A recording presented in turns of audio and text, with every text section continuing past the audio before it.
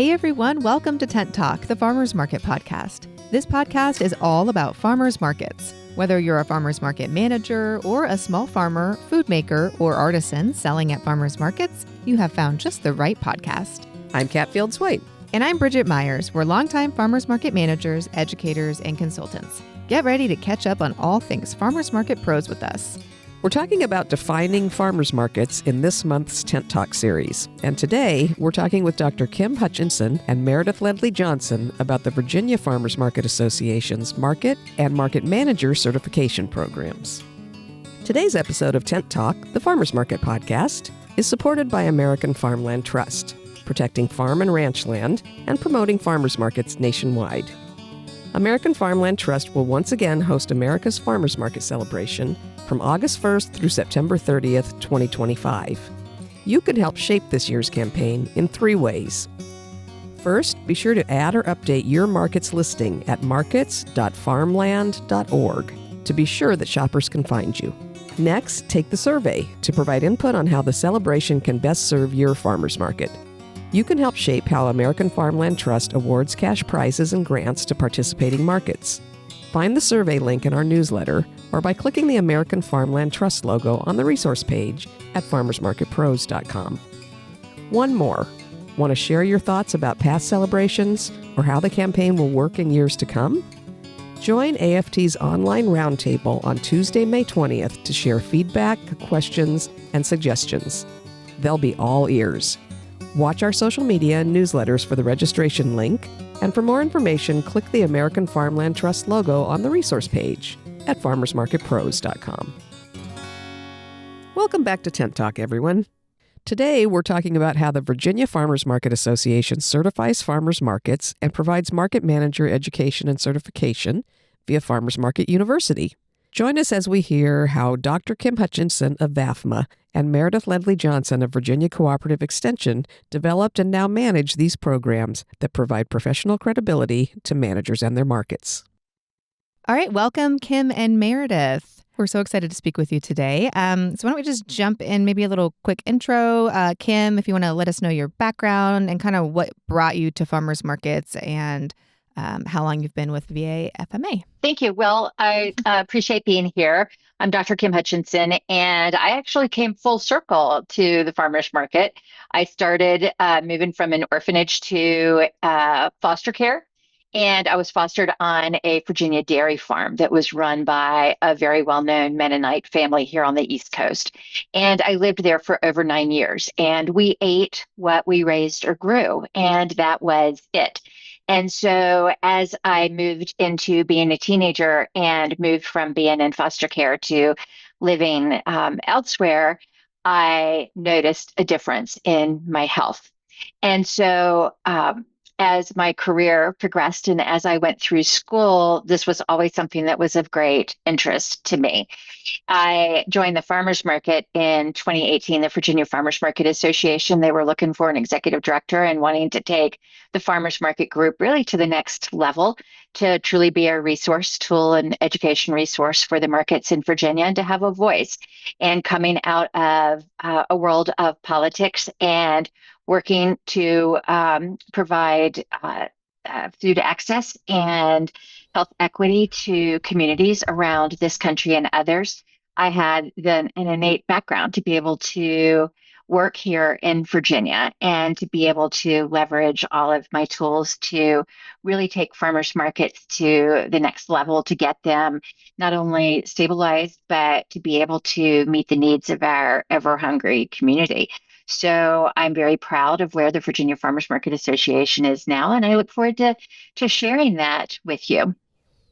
Yeah, and I got to say, I deal with a lot of state leaders. Not every state has a state farmers market association, and the professionalism and the range of benefits offered by a lot of state associations is very, very widely varied. Some of them are just very minimal. It's just kind of a place for everybody to be listed maybe on a directory. Others provide really robust sort of benefits and programs and education. And, Virginia Farmers Market Association really is a leader in state leadership in terms of the benefits provided and the organized. Yeah, I really have been impressed about what you offer and also how well you organize that so that people understand the benefit of joining.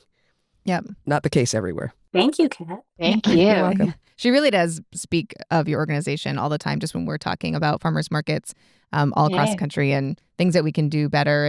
And so, yeah, thank you for guiding the rest of us and showing us how it's done. Well, hopefully more states will follow suit, as we're going to discuss. Meredith, how about you? Let us know kind of what led you to farmers markets and how long you've been with the organization as well. Yeah, thank you. I'm so excited to be here. This is my favorite podcast. Thank you. I do. Really nerd out on farmers markets, so it's such a pleasure to be here. I had a varied career as well. I started out in art history and museums, and then I worked in nonprofits. And I went back and got a master's in social work degree. I did not go the clinical route. I went the community organizing route.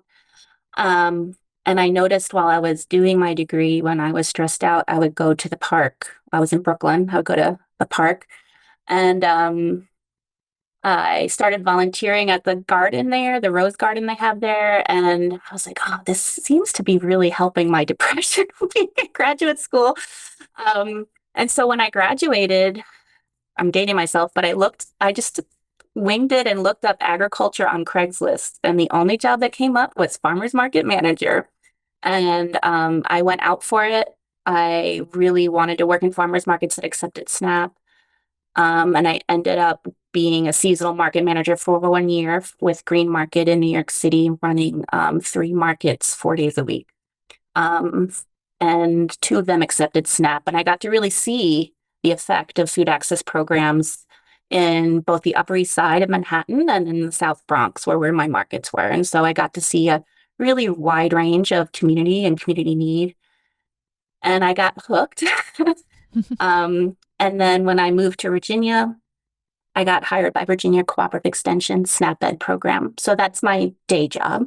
And I've been with VAFMA as secretary since 2017, I believe. Oh, great. So you guys joined around the same time and came in together. Well, and Yeah. I think that could be partly why VAFMA is a little bit different in terms of a state organization. It's surprising to me a lot of times to find that state organization staffs have never worked at farmers markets. We have one we're real familiar with that. The main staff member there and the executive director of that state association had never shopped at a farmer's market when she was hired. Yeah. It was really, okay, going to be a learning curve here. There's going to be a learning curve.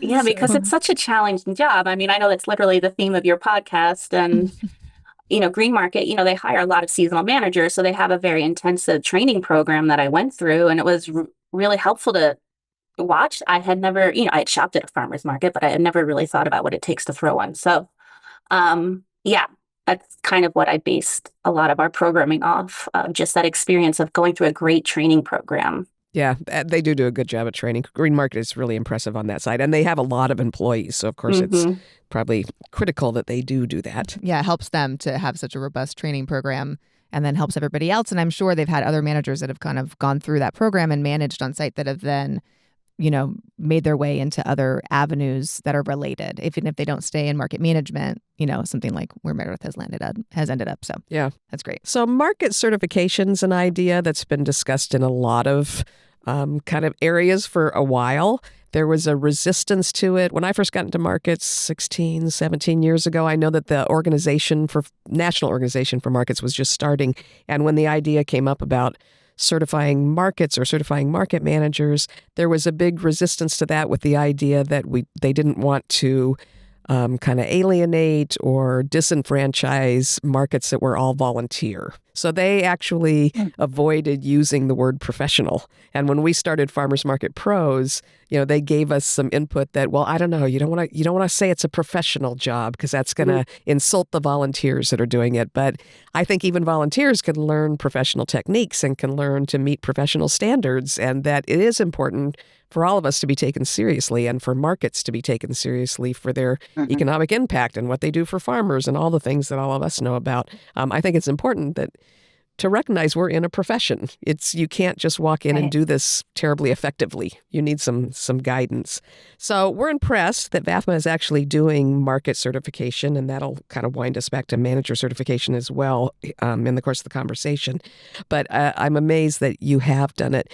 California has certified farmers markets, which just means that the Department of Agriculture has to inspect every farmer that participates and verify that they're growing what they sell. And then you apply as a market manager to host a certified farmers market, meaning you can only host those farmers. So we, for instance, even though we're 30 minutes from the Mexican border, we can't host Mexican farmers because the Department of Agriculture in California doesn't go to Mexico to certify.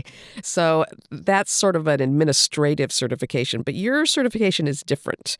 You're more on the realtor side or the nursing side, or where there's a body that's certifying people. So how did the market certification idea develop at VAFMA? So the idea developed starting in 2018 and really took fruition in 2019 as I had conversations with our Department of Agriculture. Virginia is very different than other states in that we do not have a required certification program under Department of Agriculture. We do not have a permit that's required in order to operate a farmer's market.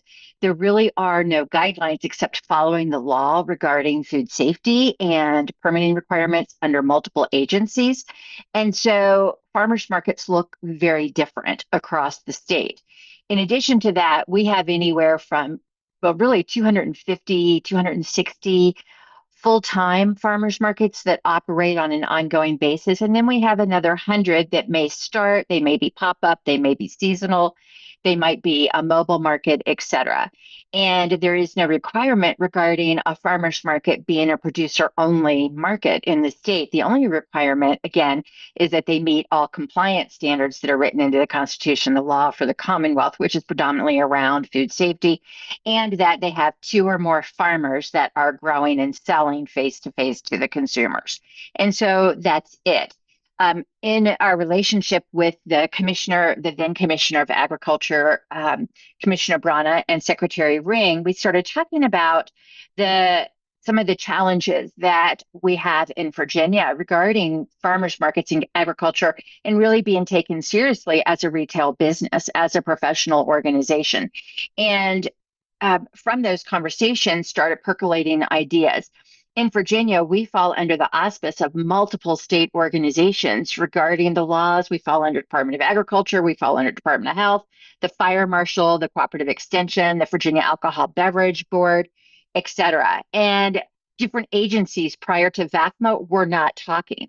The entire reason that our state association started and became a 501c3 nonprofit was because we needed to put together an MOU between the state agencies as to who did what, as opposed to each agency being siloed and replicating each other's efforts and creating confusion in the field as to what the rules were. So, for example, you would have a VDEX enforcement officer show up at a farmer's market or a farm stand and say, this is perfectly acceptable, you meet the standards. And then literally a couple of days later, the Department of Health enforcement officer would show up and go, I'm sorry, you're breaking the law. And they're like, well, I was just told 2 days ago by enforcement. As well as on the producer side, they really didn't know that there were multiple agencies doing multiple things. And they thought if they got approval by one agency, one department, they were good to go. Versus you've got multiple agencies within one organization, multiple departments within one organization that you might have to have approval from. So all that being said and done, and we're not under Department of Agriculture, we're not under Cooperative Extension, we are a separate entity. We needed to have a voice, number one, to promote local agriculture on the legislative side, to be an advocate. And our organization decided as we moved towards professional standing organization that was a 501c3 that did have a leader running the organization and building relationships with all of these, the leadership across the Commonwealth, that we also needed to have very clear idea of what the expectation was for the farmers markets.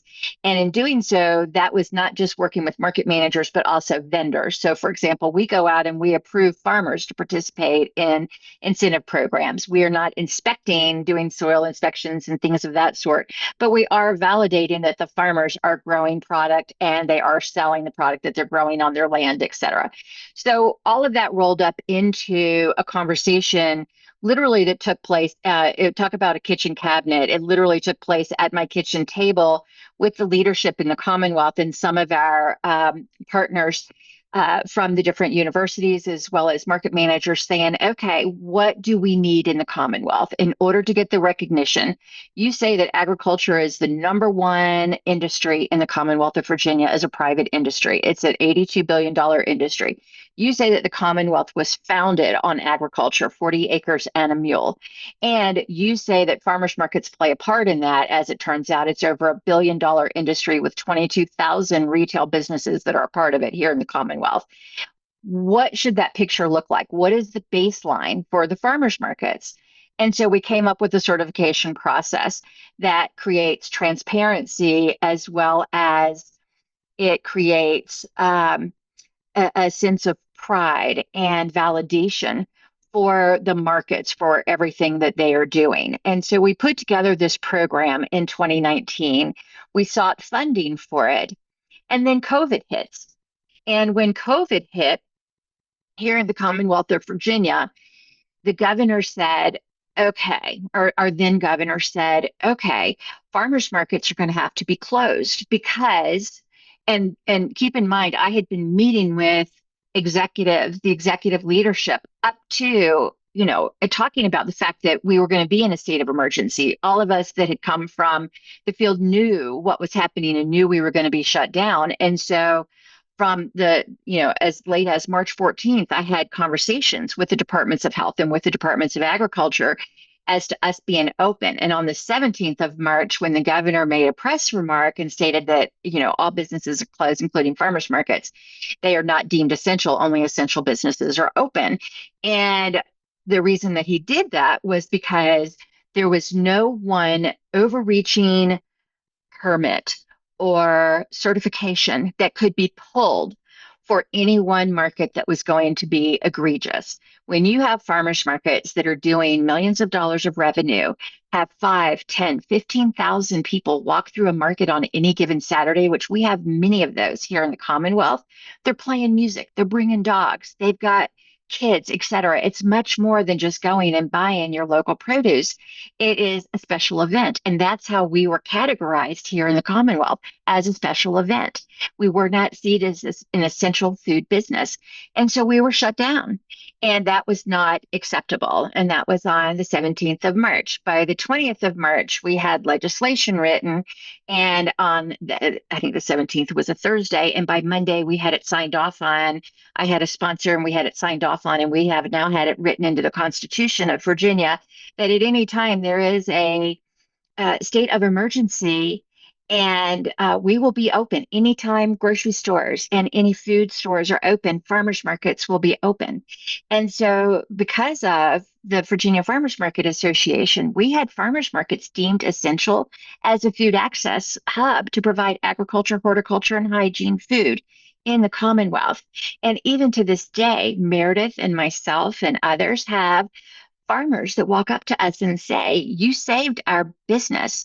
And we had businesses, the other piece of that was we had businesses that came to the market because they were selling wholesale, and or the businesses that were shut down, like the cemeteries and like weddings. So we had tons of floral businesses that came to us and started, having a business at a farmer's market that may not have been at a market prior, that were doing pollinators and that were doing edible flowers. We had folks that were really focusing on selling food on a wholesale basis that switched their paradigm because they weren't selling to restaurants anymore and started selling their products at a farmer's market. And it gave them the ability to be able to talk to the customer and determine really what they wanted. And as the community opened back up and we moved out of COVID, we did not lose those vendors. They still wanted to serve the customers and be able to have almost like an experiment in the community of where they could say, okay, I'm a beef vendor, but you really want bacon? All right, maybe I'll get a couple of pigs too, and start doing that. So it really kind of changed the paradigm of farmers markets, but it also elevated our organization to be one that, number one, can put constitutional law in place. And number two, the certification program was thereby validated because it gave us that footprint of the need. No more can somebody come back and go, y'all are just a special event. Now we can say, no, we're an integral food hub here in the Commonwealth, and we are providing taxes and income and food and supporting livelihoods across the Commonwealth.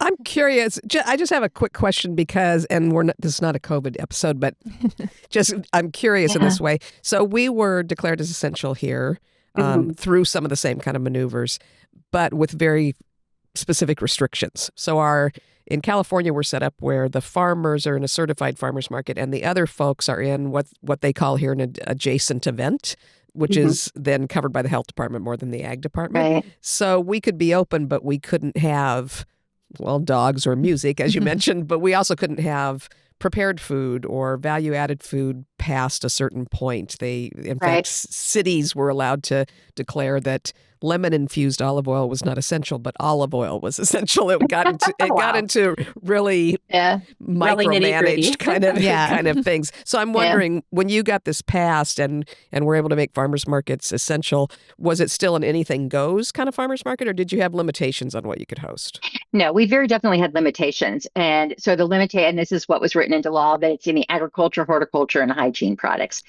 So farmers markets had expanded here in the Commonwealth to add what I would almost call like value added type entertainment and vendors that would potentially draw customers in, because like a lot of states, we have multiple markets that are in any given demographic area and they're vying for the same customers and vendors and things of that sort. And so that shut that side of the market down. We had, and it is still to this day, it's a joke. It's when you're in the midst of an emergency, you are just putting one foot in front of the other and you are flowing. And I will say it really showed the flexibility and the sheer fortitude of farmers market managers and us as those that were overseeing the association, because we literally had so many changes over the course of any given day. We would make an announcement, and we not only were farmers markets put under us during COVID, but because I was so high profile in order to get this made essential, I had to be out there yelling. And so they also put, wineries and cideries and the oyster people, there was a lot of things, Christmas tree people, they were all put under us. And so, during COVID. And so our rules would change 4 or 5 times over the course of a day. When we first started off, it was, okay, you're essential, but you can only do online. Well, you can't take SNAP online. So now we're trying to do SNAP and incentives. So, okay, well, so you can do the orders online, but people have to drive, they can drive up and pick it up and you can swipe their SNAP cards. Well, okay, if we're in an enclosed area, where are they going to drive up to? So we're moving farmers markets, and I had no idea that over half of our farmers markets were on Episcopal Church's property in the Commonwealth, and the diocese shut down, everything across the country in the Episcopal Church during COVID. So we moved out to wineries and cideries since they were under me. That was a great opportunity to have people be able to support them. So you could order your beer and your cider and pick up your farmers market stuff, swipe your SNAP card, and then go get wine and beer and support those businesses too. So it worked out, but it was an ever evolving. Sorry, I was just going to say, I think it was lucky we had a long history of providing training already and communicating. And that probably really helped us. Sorry to interrupt you, Kim. No, it did. And we had been doing, since 2018, we had been doing farmer trainings. We were partnering with different organizations where we would do trainings for, not in competition with the extension, but we would do, how do you incubate your business at a farmer's market? How do you, what does your labeling need to look like? How do you market your business at a farmer's market versus a farm versus, the other types of businesses you're doing, things that were very targeted. And so we already had those relationships, and it was, like I said, it was just mass social media communication, and we would hold multiple meetings a day of, okay, let's check in the morning and see what the deal is, and don't go out and spend a lot of money on new packaging because it might be different come the afternoon.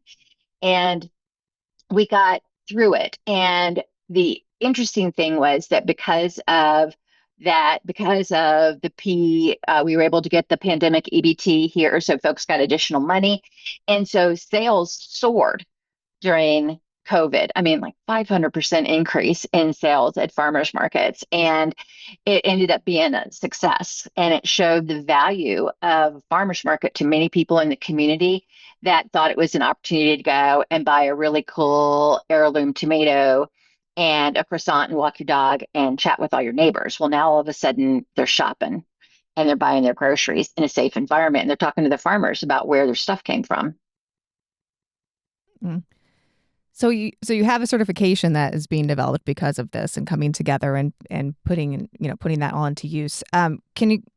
I know it's like a very complicated, like we could probably do a 10-hour podcast about how that works, and everyone would be very interested actually. But so just to kind of narrow it down though, so there's 3 levels. You have a bronze and a silver and a gold kind of level of the certification for the market. Can you kind of explain like why that structure and what's kind of some of the differences between those levels? Yeah.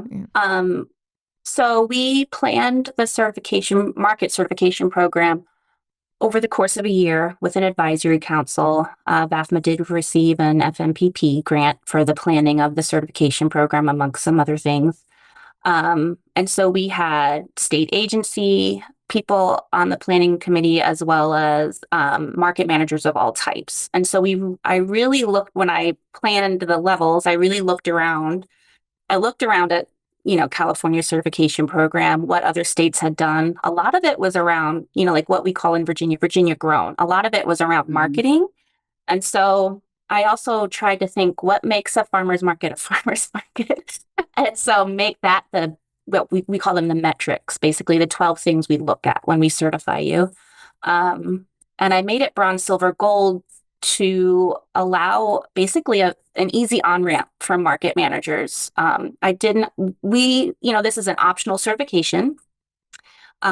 We really wanted it to be highlighting the managers that are doing the hard work of wearing all of those 12 hats. It's a lot of planning. It's a lot of working with other people in your organization to get those 12 metrics going and going strong.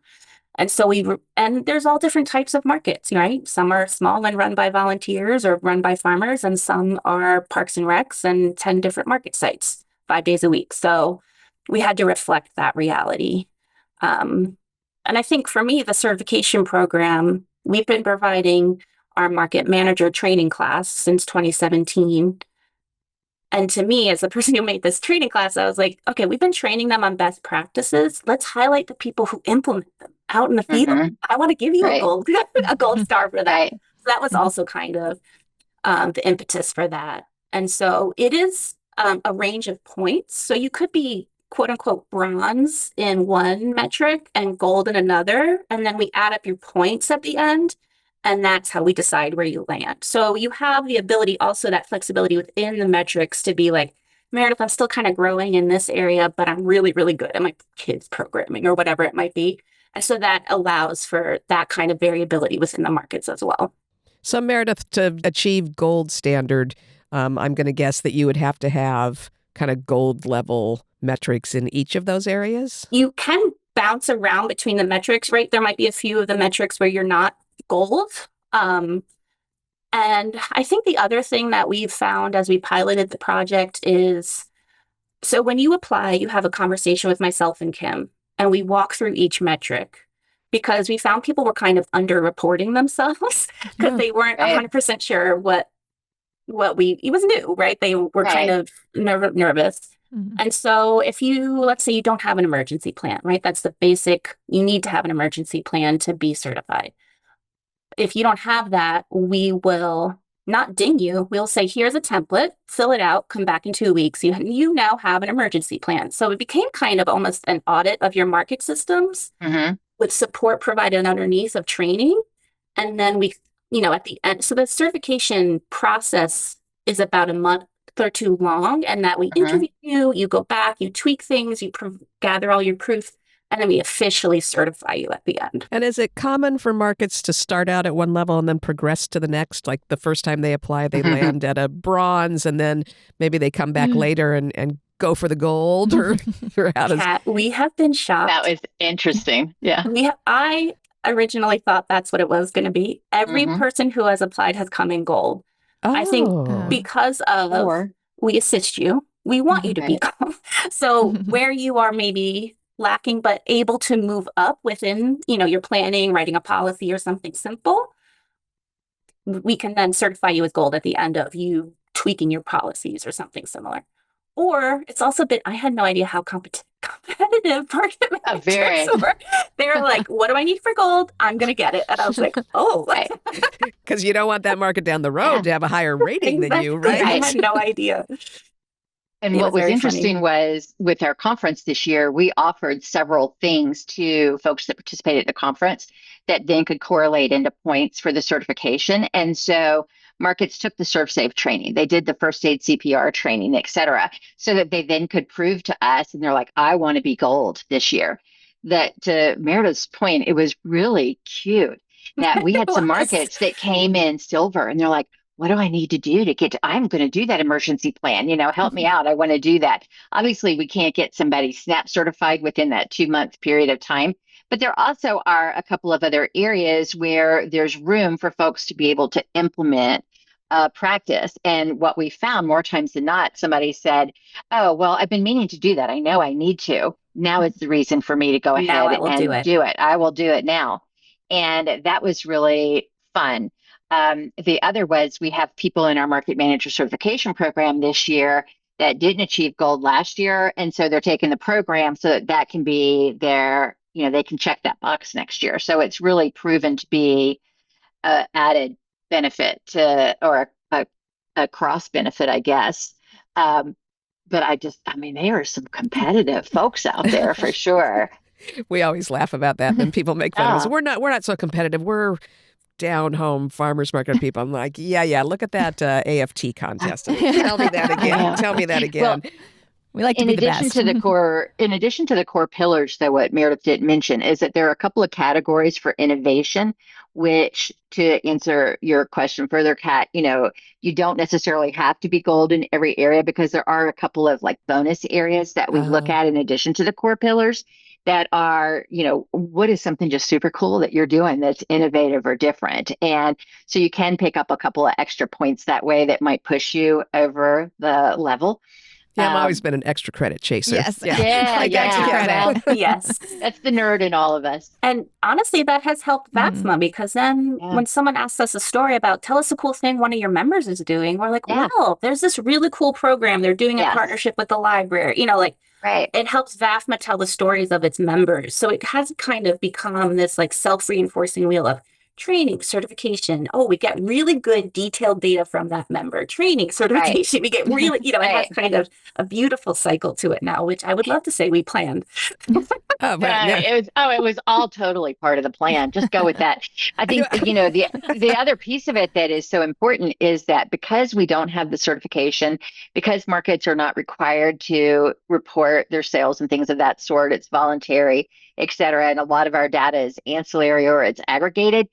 For the certified markets, they are required to turn in a report at the end of the year of different data points for us that we aggregate it when we talk about any market, when we're talking about sales data and customers, we aggregate that. We don't say XYZ market is doing X million dollars of sales, et cetera.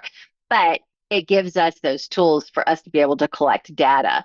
And we tie all of this into marketing and social media also for the markets, for the producers. Like Meredith said, it is like one pretty little bow by the time we tie it all together. Yeah, that's amazing. I noticed in a recent newsletter of yours that 19 markets had achieved gold this year. That's a lot of markets.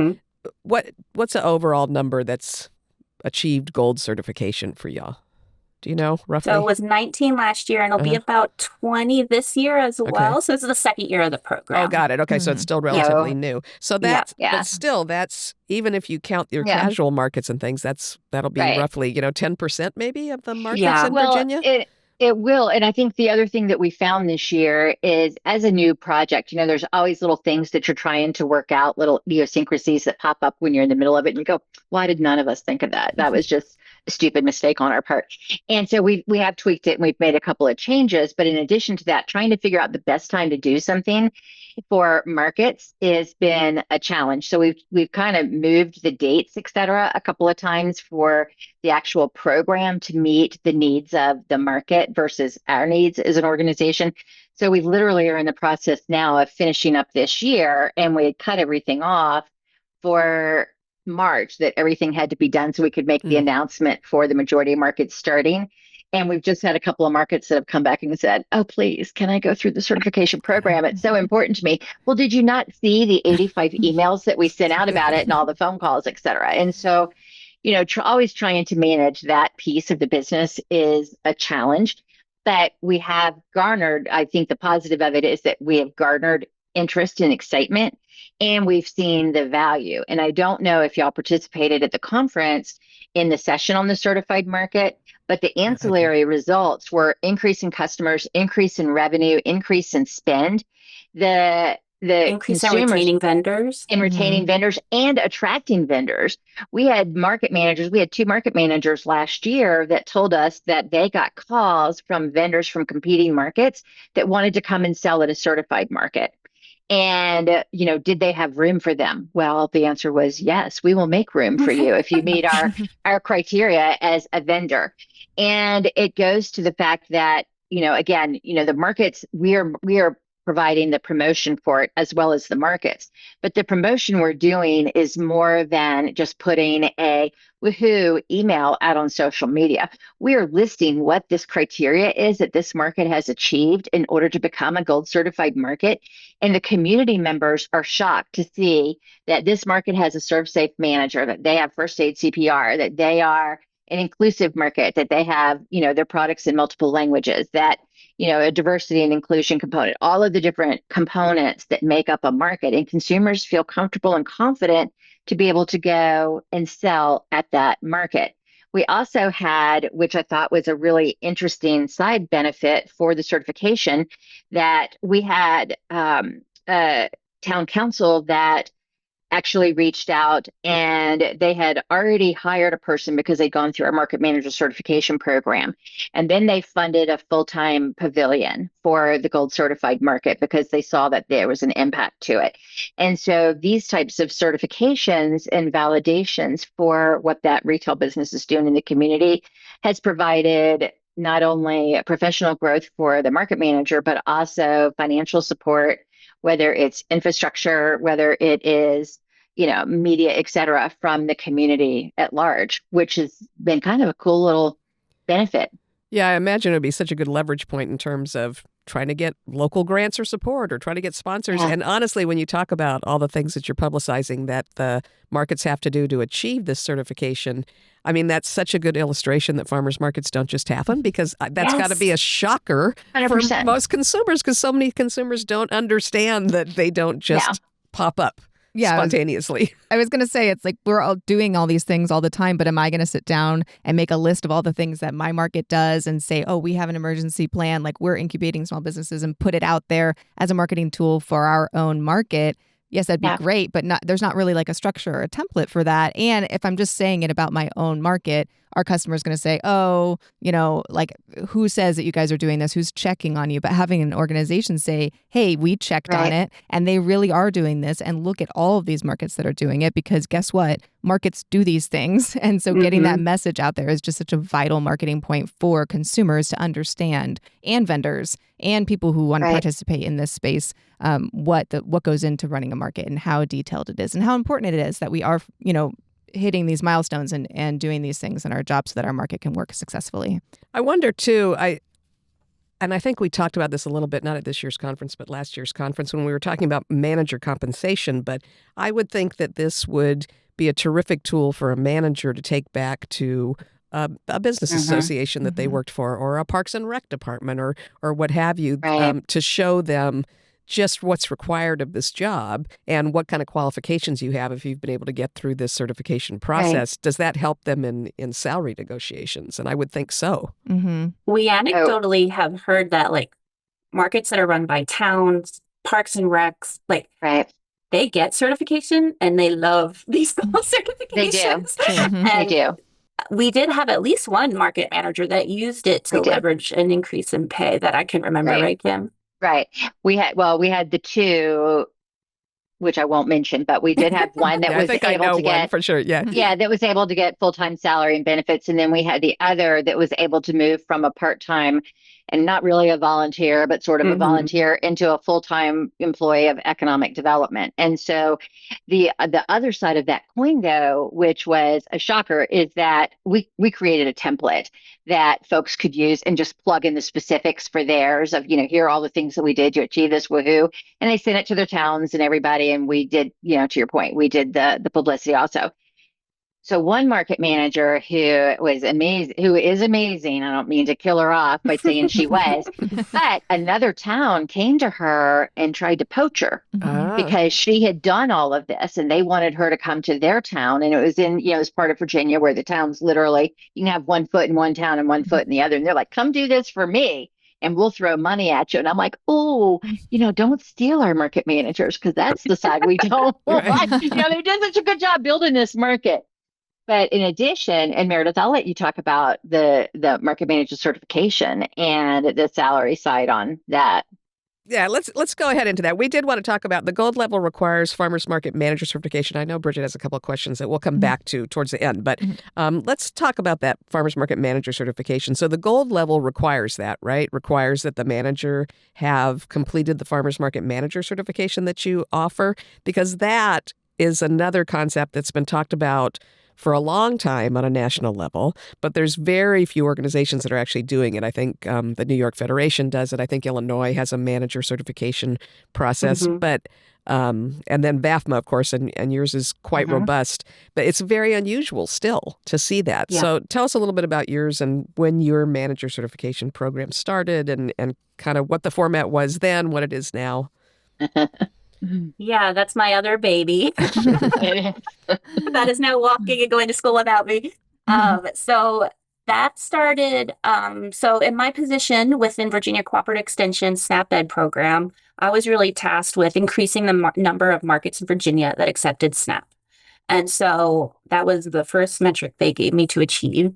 And I really started to notice year over year, you would train a market manager, you'd work with them to have a really robust SNAP program, and then they would leave the market manager position because of number of hours or low pay or something similar. And I thought, well, I'm the social worker, let's think upstream about this. How can we maybe give them a little boost in their professional development that they can then go to their boss and say, hey, this is a real position with a certain number of hours attached to it. I would like to be paid XYZ. And so that's when I approached BAFMA with the idea of creating a market manager training program. And so that started officially, the pilot was in 2017 with 8 managers from around the state of Virginia. And when it did begin, it's always been from January to April, covers a wide variety of topics. And in the old days, we had an in-person to kick off and an in-person to wrap up. Everything else was online, live conversations online every Friday.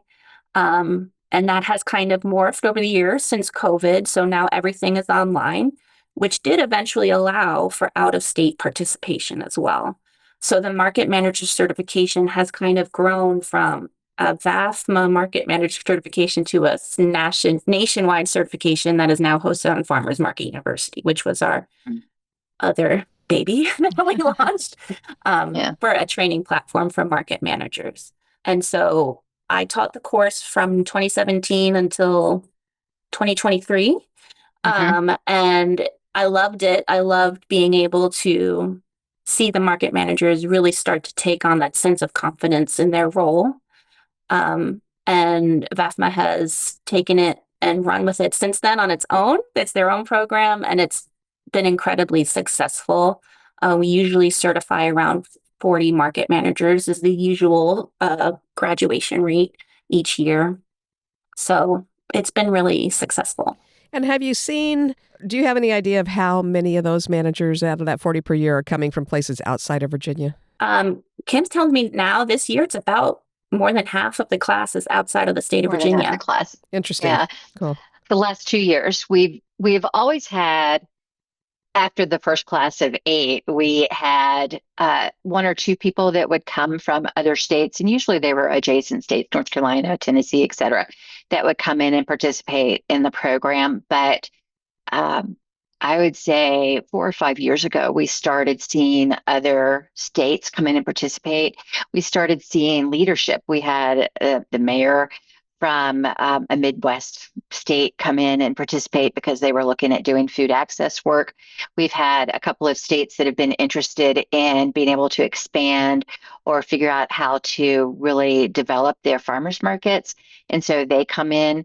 We now have moved so that we have a lot of the municipalities in Virginia that not only they're market managers, but if they have extension that falls under them or Parks and Rec, they also come in so they know what the rules and the laws are. It really has trickled up to the top levels as we've started talking about liability and responsibility and where that falls. We've started getting a lot more attention. So last year it was 50-50. This year it's 60-40 with people. We have 52 people that are in the class, and 60% of those are from other states, which is really led to interesting conversation. Um, some of them are already running markets. Some of them are municipalities or state leadership. Some of them are wanting to run a market or wanting to become a market manager and hoping to be able to get the tools so that we have one individual that really wants to be a market manager and wants to be able to use that to sell themselves to get hired at a really well-known farmers market in their state. And so they're taking this program. So it really has evolved into a different baby than what was originally put together. In addition to that, we have seen on the pay scale, we have seen folks move from part-time or volunteer basis to a full-time professional compensation for maybe not part-time, not moving from part-time because we still have a lot of part-time market managers, but move to a more competitive and professional compensation for it because of the certification. And Meredith, do you want to talk a little bit about what your survey found? Yeah. Yeah, we found basically that we had an impact on market manager pay. And so it was really, really gratifying. I think for me, the first class is defining your leadership values and what does a market manager do? What is the average day? Obviously, we all know there is no average day.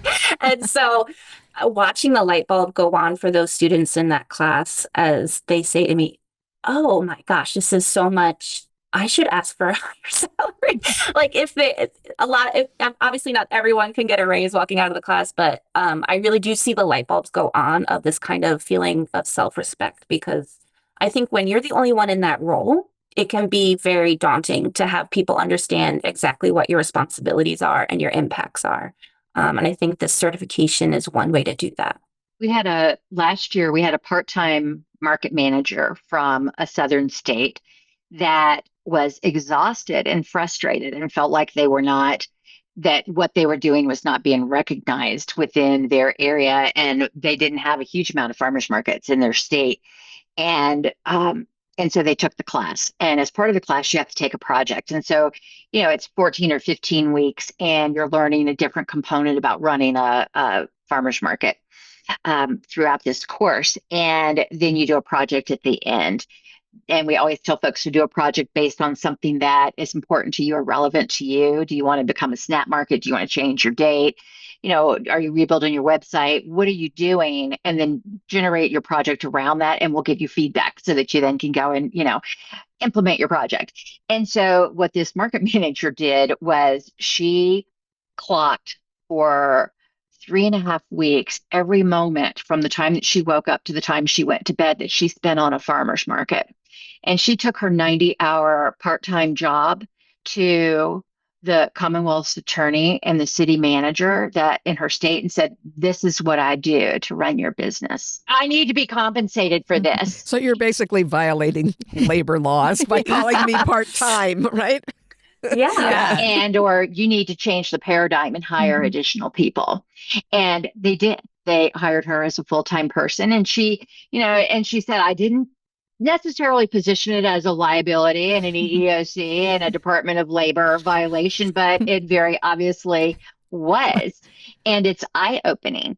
And I think what a lot of market managers don't realize is that at the end of the day, whether you are a volunteer, whether you are part-time, whether you're full-time, you are the one that is ultimately responsible for what happens in that business. In the eyes of the law, you are the one that, the buck stops with you. And so you have to make sure that you're being compliant and safe and that you are following all of the rules.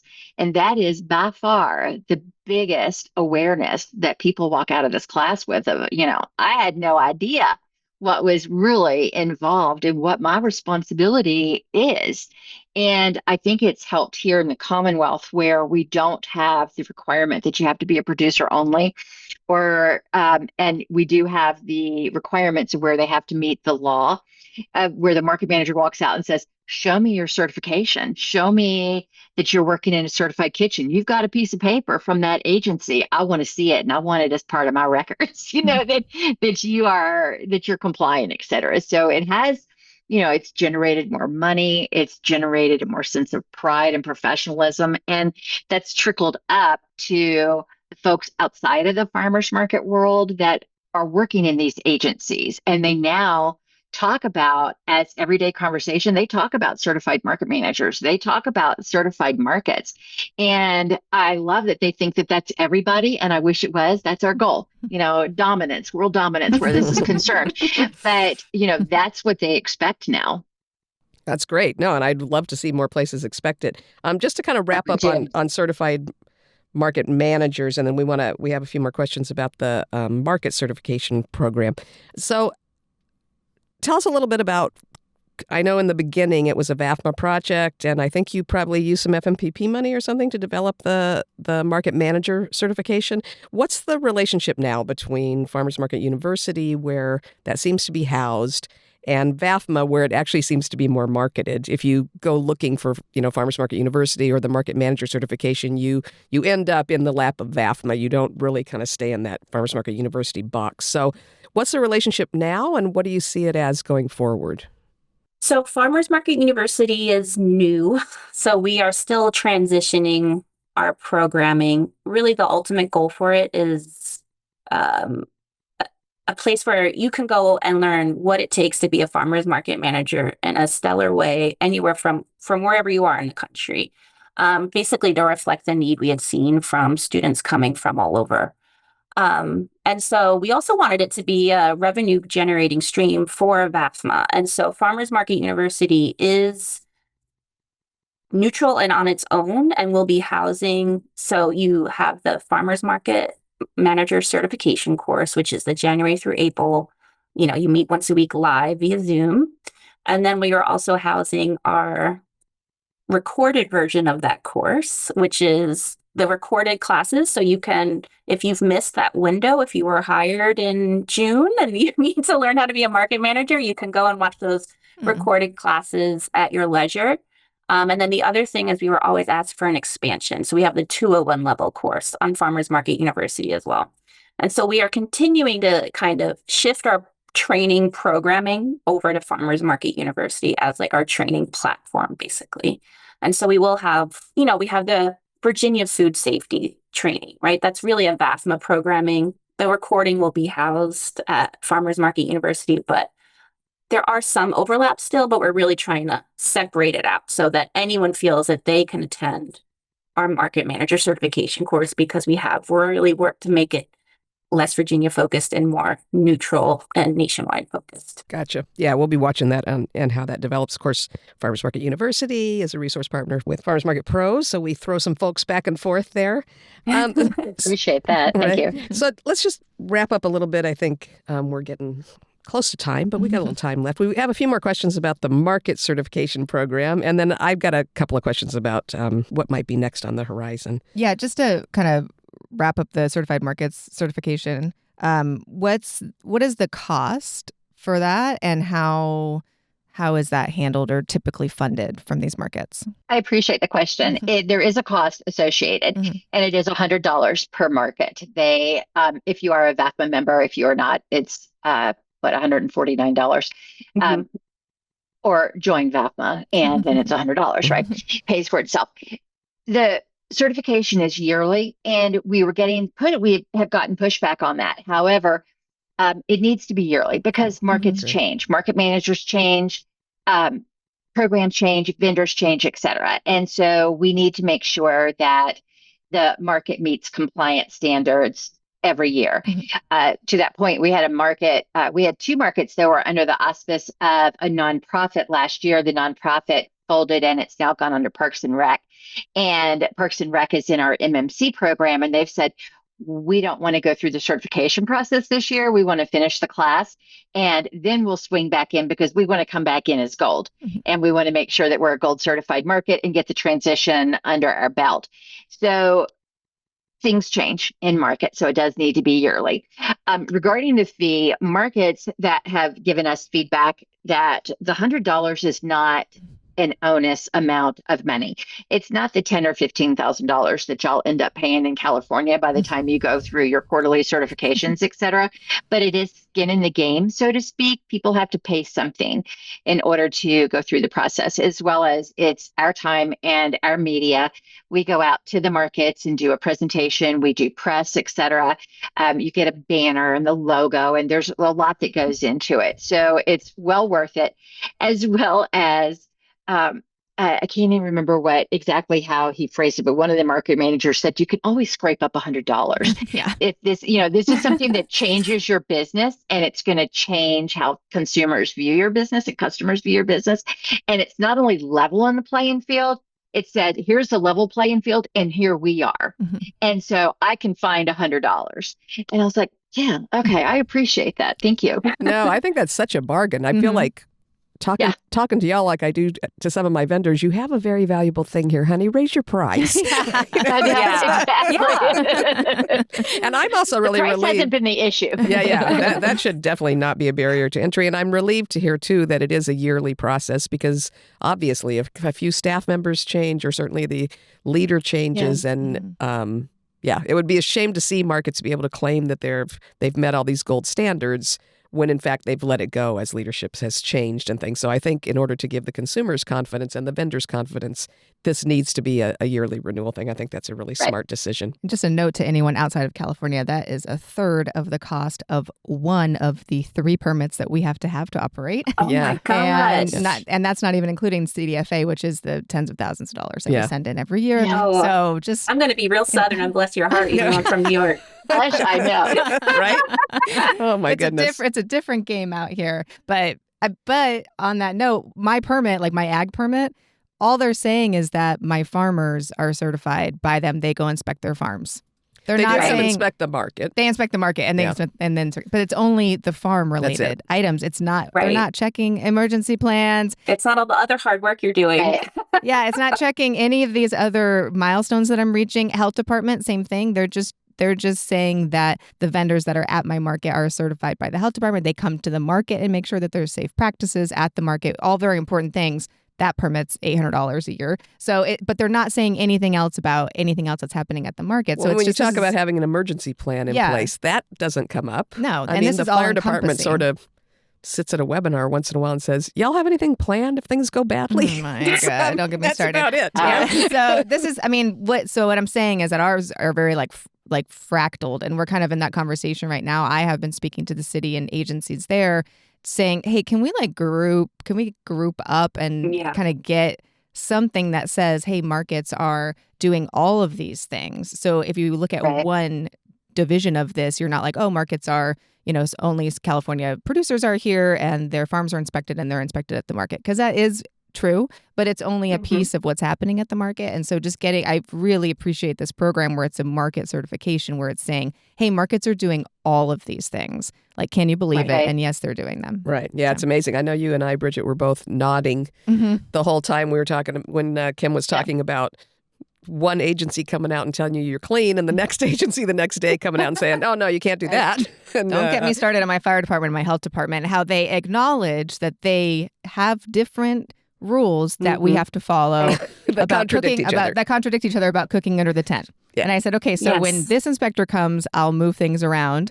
And then when this inspector comes, I'll move things around. And both of them say, yes, Yeah, do that's that. what you have to do. Wow. So yes, Wow. getting everybody on the same page is That's just wild. such a dream. Yep. So to circle back on, I mean, I think that leads us naturally into these last couple of questions we've got. Have you heard from other states or national organizations that are interested in replicating this kind of market certification program? Yeah, we had one conversation with one other state. They actually brought their Department of Agriculture to that Zoom call. I think they were interested in, we went through all the metrics, how we did it, how transparent we were, how we didn't have a permit. So we were trying to, if you follow this, you can feel good when your inspector comes because you're probably going to pass, all of that. And so, yeah, that was really exciting to see that others, even though it was only the first year of the program, the other state was already really excited about it. So do you suggest that various states create location-specific kind of programs that certify markets, or are you looking at, I don't know, licensing your program in other areas or encouraging a national body to develop a national certification? What's next for you? What's your next plan and what's your next big dream? I don't think we have talked about national market certification. Now, market manager training and certification, yes, we're very happy to do national. I don't know. My opinion on this, Kim, I'll just say my personal opinion. I think parts of it have to be local and parts of it are pretty universal. So I think maybe there could be a certification where it's like a programmatic certification or something, or safety training certification. Right. But those food safety, I can't certify you if you're in Utah. I don't know, and I don't want to know. And that's part of the reason why we pulled food safety out of our market manager certification program. Now, they are required, if they are a Virginia student, to go through our statewide food safety. We do a statewide food safety summit that's 3 days with all of the different agencies, including ABC Fire, et cetera, where they all have to be on the same page that day and answer the questions, and it's recorded. But I think regarding the certification, markets are so different as to how they're housed across the country and what the rules are. It almost needs to be state by state because so many, even state associations are under Department of Ag or under Extension or an agricultural university. There's components of it that we are happy to go in and consult as to how we set it up. We have started doing that with one state, and they actually came to the conference to learn more about what we're doing, and we're continuing to move forward with that on the certification. And they've come back and said, well, it's really hard. How did you get all of your agencies to the table? Well, here in Virginia, the agencies were happy that there was a nonpartisan organization that was willing to shoulder the burden of the work and do it. And like I would assume, like a lot of other states, there's a lot of turnover in the agencies too. And we saw a lot of people during COVID that were key in our agricultural and our health departments leave. And we've seen that even more now with some of the fiscal changes that are going on in the country. And so to have an organization that is, deeply embedded in local rural agriculture and food access that's willing to run with the ball and play in everybody's sandbox and say, okay, y'all, everybody just come together and tell us what the rules are, and then we'll get that message out and we'll certify the markets that are supporting that. They are happy. We tried here in Virginia, coming out of the General Assembly, coming out of COVID, right after we had the laws passed regarding farmers markets being essential, we tried to have a permit passed because we wanted to just like really dot our I's and cross our T's. And so that, like a $25 farmers market permit, and that money could go to support us and the state Department of Agriculture. And that way it would give the state a tool that they could pull. Again, if you have one market that's being egregious. There was an incident in Washington, D.C. that kind of hit the news during COVID. And here in Virginia, I'm like, I don't want that to happen. I want there to be an ability that if you do have a bad actor, that person can be penalized, not every other market that's out there that's doing what they're supposed to be doing. Mhm. And what the General Assembly decided to do was they decided that we didn't need that because we already have a produce permit and for produce farmers. And so I'm looking at y'all's expression. Close but no cigar. Yeah. So, something for us to circle back to, but at that point we were launching the certification program, and there seems to be a better understanding of what we're talking about now. It's hard in Virginia. We have a one-term governor and a part-time legislature. So it's kind of a revolving door, and it's hard to start new things sometimes. But we will continue to go back to that. The state agencies would like it also because it helps them. But in the meantime, the certified program Lines up with what they're lines up with what those expectations are. Well, I think it illustrates again what we keep saying about advocacy for farmers markets. We're still on this Speak Up for Farmers Markets theme this year. Love it. Yeah. And the one of the critical parts of effective advocacy is having and keeping and nurturing those relationships with your policymakers, with your state legislators, with your governor, with your agencies, regulating agencies and things, so that you don't wait until the last minute to say, hey, we want to do this. Those long-term relationships let you kind of put together partnerships and coalitions and get these things done. And I think VAFMA as a whole has been so good at that, and you've been so good at that, Kim. I appreciate that. Thank you. Yeah. Using my background. That's right. It's been very useful the past few years. Well, thank you very much for spending the time with us today. Thank you. I think there's going to be a lot of interest in this episode. Probably be seeing some more manager candidates and maybe also some questions from other state agencies. And I still sort of dream of a day when there's at least some kind of national certification so that we could all sort of stand together and really show policymakers at the very top of the chain here how much power and how much professionalism there is in farmers markets. Thank you for helping to illustrate that so clearly and to thank you. Create a framework and a set of metrics that proves that. Well, we appreciate that. Thank you. This is such an honor. Thanks for being with us. It's a true pleasure. Thank you. Thank Talk you to you both. soon. We'll talk to you guys soon. Thanks for listening today, and big thanks to American Farmland Trust for protecting small farmers and supporting farmers markets, Tent Talk, the Farmers Market podcast, and the Intense Conference every year. For more information about how your market can benefit from America's Farmers Market Celebration 2025, click the American Farmland Trust logo on the resource page at farmersmarketpros.com. Thanks for listening to Tent Talk today. Please leave us a review on your podcast app or wherever you listen to Tent Talk. Let us and others know how you're enjoying the podcast. Be sure to subscribe so you don't miss the next episode of Tent Talk. Connect with fellow farmers market folks in our private Facebook group, the Farmers Market Pros Community, and follow us on Instagram at Farmers Market Pros. Find online education and other resources at farmersmarketpros.com. Tent Talk is brought to you by Farmers Market Pros, where passion meets profit. Tent Talk is hosted by Kat Fields White and Bridget Myers and produced by Leandra Hayes, with original music by David Mead. Tune in next week for another great episode.